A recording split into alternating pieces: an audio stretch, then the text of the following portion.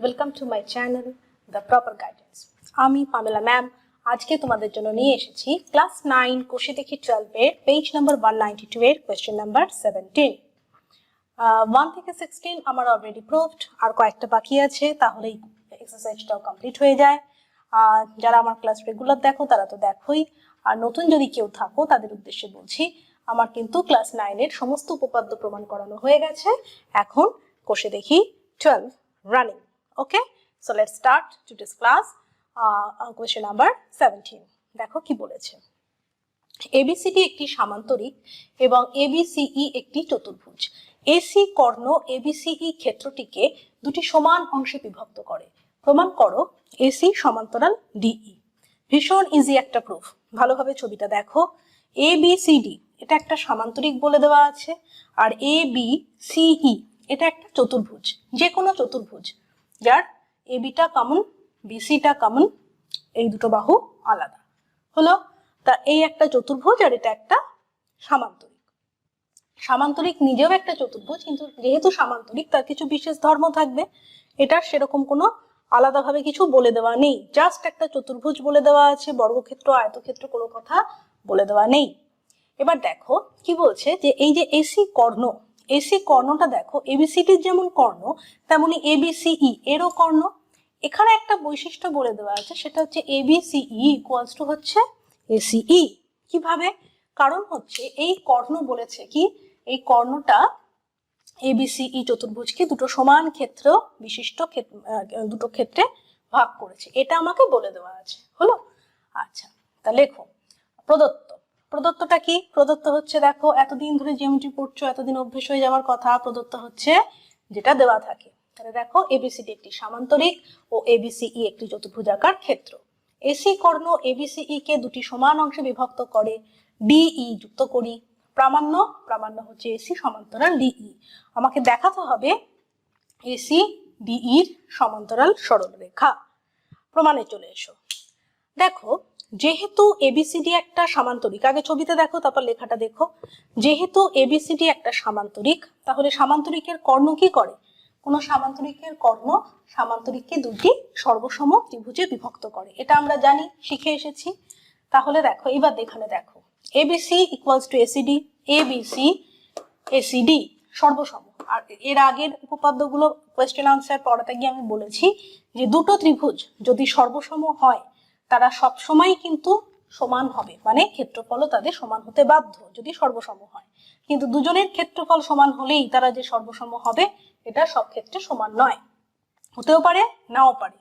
এখানে আমার সেটা নিয়ে কোনো কাজ নেই আমার কাজ হচ্ছে সর্বসমতা থেকে সমানটা পেয়ে গেলাম হলো এটা 1 নম্বর সমীকরণ দিয়ে রাখলাম আর কি বলে দেওয়া আছে AC কর্ণ এই যে ABCE একে দুটো সমান ক্ষেত্রে ভাগ করেছে তার মানে দেখো একেও যখন সমান ক্ষেত্রে ভাগ করেছে এখানেও দুটো ত্রিভুজ পাচ্ছি এরা কিন্তু সর্বসম নয় এরা ক্ষেত্রফলের দিক থেকে সমান যেহেতু কি হচ্ছে ABC ইকুয়ালস টু হচ্ছে ACE পাশে লিখে রাখো প্রদত্ত এটা আমাকে বলে দেওয়া আছে প্রদত্ত এটা 2 নম্বর সমীকরণ তাহলে দেখো ABC ACE এরও সমান ABC আবার ACD এরও সমান সেক্ষেত্রে আমি কি বলতে পারি বলতে পারি ACD ইকুয়ালস টু ACE 1 ও 2 নং সমীকরণ থেকে পাই ACD ত্রিভুজ ACD ইকুয়ালস টু হচ্ছে ত্রিভুজ ACE এবার দেখো সেই একই ব্যাপার যখন আমি দুটো ত্রিভুজকে দেখতে পাচ্ছি ACE আর ACD এরা কিরকম ভাবে রয়েছে দেখো প্রথম কথা হচ্ছে এটাতে ভূমিটা একই AC ভূমি এই ভূমির একই পার্শ্বে এমন নয় যে একটা দিকে এরকম কিন্তু নয়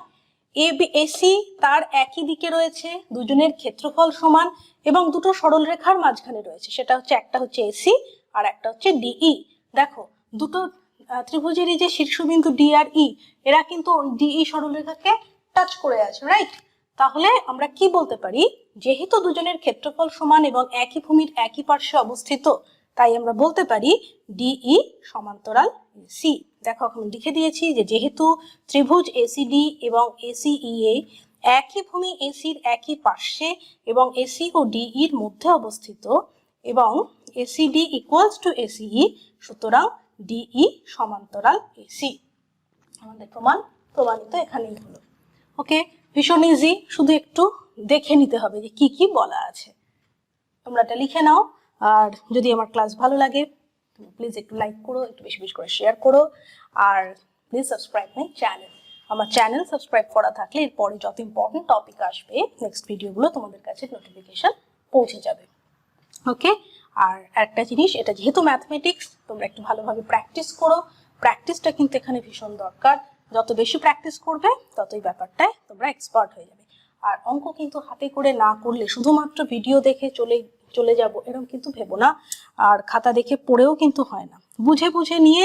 একবার বুঝে নাও, একটা খাতায় পুরোটা তুমি দেখে লেখো, তারপর আরেকটি খাতা নিয়ে বসবে, সেখানে শুধু প্র্যাকটিস করবে, সেখানে শুধু কোয়েশ্চেন থাকবে। তুমি বোঝো, তুমি আমার ভিডিও চালিয়ে নিয়ে দেখে বোঝো, বা তুমি নিজের খাতা দেখে পড়ে বোঝো, বুঝে নিয়ে না দেখে লেখে একবার দুবার তিনবার আটকাবে, তারপর দেখে ঠিক নিজেরা লিখতে পারছো। একবার কনফিডেন্স গ্রো করে গেলে এই জিনিস আর ভুলবার নয়। আর ম্যাথামেটিক্স দেখো এমন একটা সাবজেক্ট, এটা এখানে যে 9-10 ম্যাথস ভীষণ ইম্পর্টেন্ট। এখানে এই যে ম্যাথমেটিক্স তোমরা শিখছো, এটাই কিন্তু বেসিক জিনিসটা থাকে।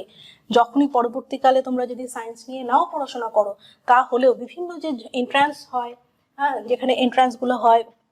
তারপর ধরো বিভিন্ন জবের যে এক্সামগুলো হয়, সেখানে কিন্তু এই ধরনের ম্যাথস খুব কাজে লাগে। এদের ওপর বেস করেই, রিলেট করেই কিন্তু কোয়েশ্চেন হয়। তো যার জন্য এখন থেকেই খুব ভালোভাবে পড়াশোনা করো। আর যেরকম ভাবে আমি দেখাচ্ছি, জিওমেট্রিটা আমি এখন দেখাচ্ছি, এরপরে অন্যান্য জিনিসগুলো আসবে আমার ক্লাসে। তো যেটা দেখাচ্ছি, যেভাবে দেখাচ্ছি, এখন থেকে রেডি হতে থাকো। ছোট্ট ছোট্ট ভিডিও, এমন কিছু বেশি বড় না, এক একটা কোয়েশ্চেন নিয়ে আমি ভিডিও করছি যাতে তোমাদের বুঝতে সুবিধা হয়, বোরিং না লাগে। ছোট্ট ছোট্ট টুকরো পড়তে থাকো, শেখো, আর অবশ্যই প্র্যাকটিস করো।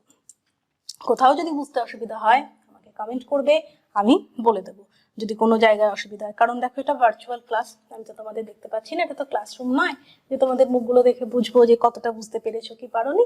তো প্লিজ আমাকে একটু, না বুঝতে পারলে কিন্তু অবশ্যই কমেন্ট করবে। কমেন্ট দেখে নিয়ে যদি মনে হয় আমি আর একটা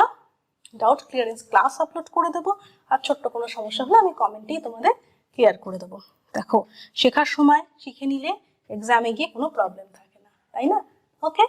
থ্যাংক ইউ।